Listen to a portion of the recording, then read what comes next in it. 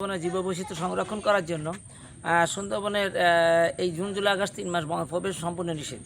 কারণ এই সময় মাছ যেমনি মাছের ডিম ছাড়ে তেমনি ফলগুলো নতুন জার্মিনেশন হয়। এছাড়া আমাদের যে বন্যপ্রাণীগুলো আছে সেগুলোও কিন্তু নতুনভাবে বাচ্চা প্রসব করে।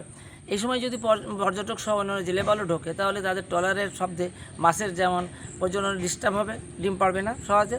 আবার দেখা যাচ্ছে যে এই যে নতুন নতুন চারা গজাবে এগুলো মানুষ পাড়ায় নষ্ট করবে। আবার বন্যপ্রাণীগুলো যে নতুন যে বাচ্চা দেবে সেখানে ডিস্টার্ব হবে। এইসব দিক বিবেচনা করে এই 3 মাস সম্পূর্ণ নিষিদ্ধ ঘোষণা করা হয়েছে।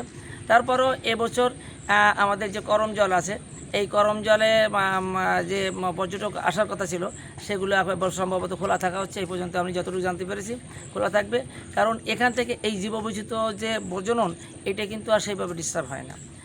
আর এই যে পর্যটন বন্ধ, এইটা খোলা থাকলে অন্যান্য সব পর্যটন কেন্দ্র কিন্তু বন্ধ থাকতেছে।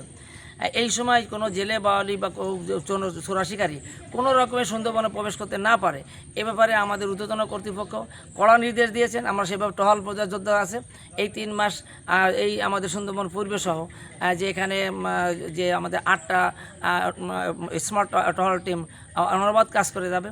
কোনো লোক যেন প্রবেশ করতে না পারে সে ব্যাপারে আমরা অ্যালার্ট থাকবো। আমাদের অন্যান্য সময় এখন একটু বেশি আমাদের জোরদার করা হবে টহল, কারণ কোনো কেউ যেন অপরাধী ঢুকে কোনো অপরাধ করতে না পারে। ইনশাআল্লাহ অন্যান্য বছরে নয়, এবছরে আমরা কাজ করে যাব। আমরা সার্বিকভাবে আপনারা সবাই সহযোগিতা করবেন।